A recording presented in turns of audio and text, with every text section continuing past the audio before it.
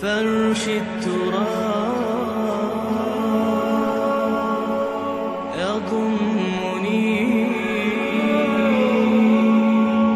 وهو غطاء. کوئی شخص یقین کے ساتھ نہیں کہہ سکتا کہ اب حالات کا کیا رخ ہوگا، اس لیے کہ ظاہر بات ہے قرآن مجید میں مستقبل کے بارے میں خود حضور سے کہلوایا گیا، وَإِنْ أَدْرِي أَقَرِيبٌ أَمْ بَعِيدٌ مَا تُوعَدُونَ.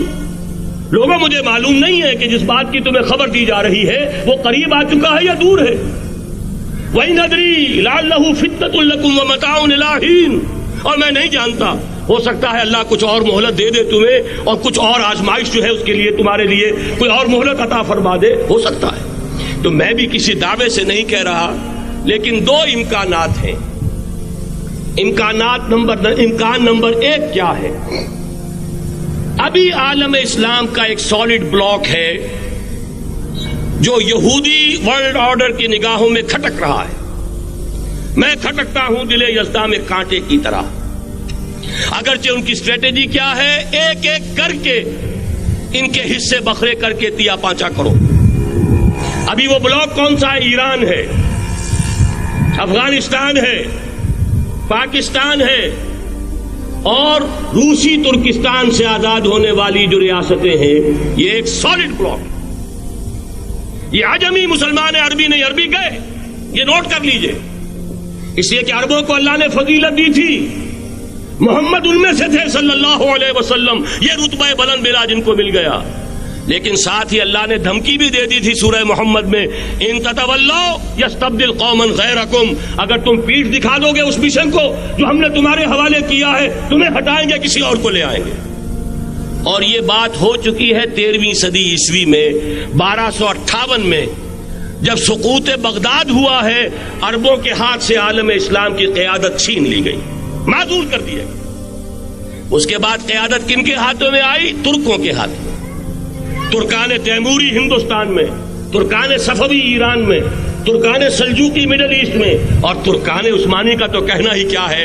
وہ ایشیا مائنر سے چل کر آپ کو معلوم ہے کہ مشرقی یورپ کا کتنا بڑا علاقہ، دی گریٹ آٹومان امپائر اس صدی کے آغاز تک قائم تھی. اس صدی میں عجیب عجیب معجزے ہوئے ہیں.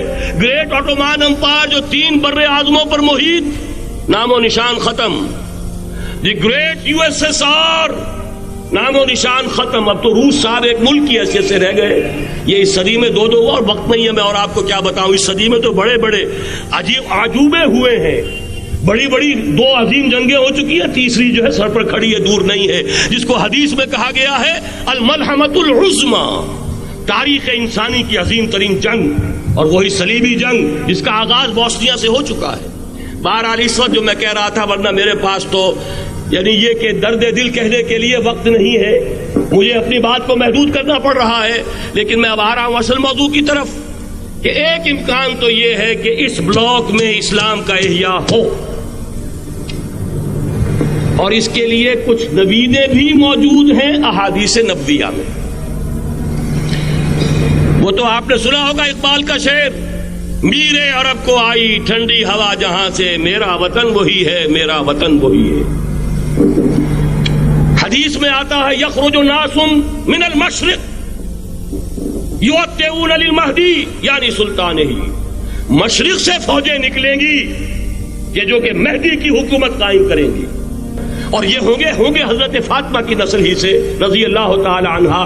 لیکن عالم عرب کے اندر پھر ایک طاقت بن کر ابھریں گے، باطل کی قوتوں کے خلاف جہاد کریں گے. لیکن ان کو مدد آئے گی 2 طرف سے، ایک زمینی مدد آئے گی مشرق سے، ایک آسمانی مدد آئے گی. عیسیٰ ابن مریم کا نزول، حضرت مسیح علیہ الصلوۃ والسلام جو زندہ آسمان پر اٹھائے گئے تھے نازل ہوں گے. اور در حقیقت ان 2 مددوں کے نتیجے میں پھر یہود کا قلع قمع ہوگا، اور یہی گریٹر اسرائیل ان کا گریٹر گریو یارڈ بن کر رہے گا، عظیم تر قبرستان بن کر رہے گا. اس کی بڑی واضح حدیثیں موجود ہیں، اس کی بڑی تفصیلی خبریں موجود ہیں. یہ احادیث کی کتب کے اندر بدقسمتی سے ہماری اس کی طرف توجہ نہیں ہے. ایک تو یہ ہو سکتا ہے. اسی طریقے سے ایک اور حدیث ہے، یخرج من خراسان رایات سود اور یہ مسلم شریف کی روایت ہے، نوٹ کیجئے گا، نہیں ترمذی شریف کی روایت ہے، یخرج من خراسان آیات سود لا یردها شیء حتی تنصب بإیلیا. اور خراسان حضور کے زمانے میں آج کے افغانستان کا نام تھا. جتنا خون یہاں پر خلوص کے ساتھ دیا گیا ہے اس کی مقدار بھی کم نہیں ہے. یہاں سے خیر برآمد ہوگا. اور دوسری بات اپنے بارے میں نوٹ کر لیجئے، یہ پاکستان، بچا کھچا Pakistan, what remains of Pakistan, یہ اصل میں ہے کیا؟ مولانا بہت خوبصورت انداز میں فرما رہے تھے، یہ 313 نہیں تھے، اسلام تھا. اسی طرح نوٹ کیجئے، پاکستان نہیں ہے، 4 صدیوں کی تجدیدی مساعی کا حاصل ہے. آپ نے کبھی نوٹ کیا ختم نبوت کے بعد اب سب سے اونچا منصب کس کا ہے؟ مجددین. سنن ابی داؤد کی روایت، ان اللہ یبعث فی هذه الامہ علی راس کل 100 عام من یجدد لها دینها. اور نوٹ کیجئے، کوئی بات ہے 1000 برس تک سارے مجدد عالم عرب میں پیدا ہوئے. جیسے ہی دوسرا 1000 سال شروع ہوا، الف ثانی کا مجدد اعظم شیخ احمد سرہندی کہاں تھا؟ صنم خانہ ہند میں حاضر ہوا. میں شیخ مجدد کی لحد پر، وہ خاک کے ہے زیر فلک مطلع انوار، گردن نہ جھکی جس کی جہانگیر کے آگے، جس کے نفس قلم سے ہے گرمی آرات. وہ پھر 12ویں صدی کا مجدد اعظم امام الہند شاہ ولی اللہ دہلوی، 13ویں صدی کا مجدد اعظم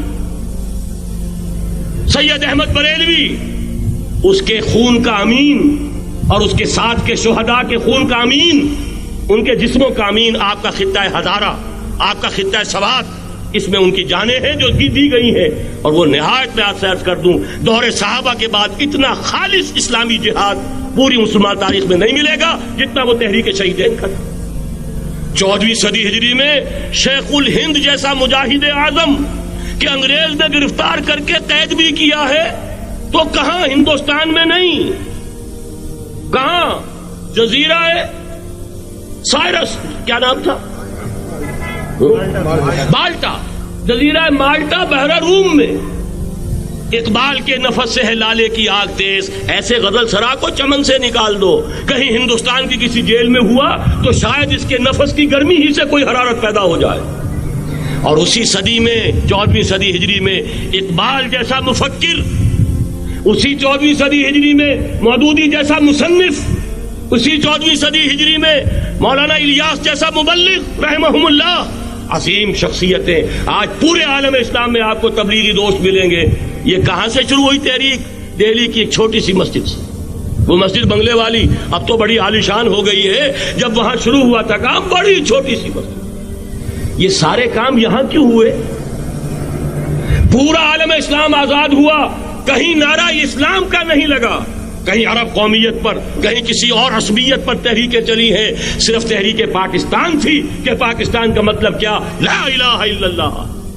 کوئی سبب ہے کہ یہاں قرارداد مقاصد پاس ہوئی، حاکمیت اللہ کی ہے کہ اکبر نام لیتا ہے خدا کا اس زمانے میں. یہ سارا ماضی سامنے رکھیے اور حضور کی دی ہوئی پیشین گوئیوں کا مستقبل سامنے رکھیے. ان دونوں سے ثابت ہوتا ہے اس خطۂ ارضی سے کچھ ہونا ہے.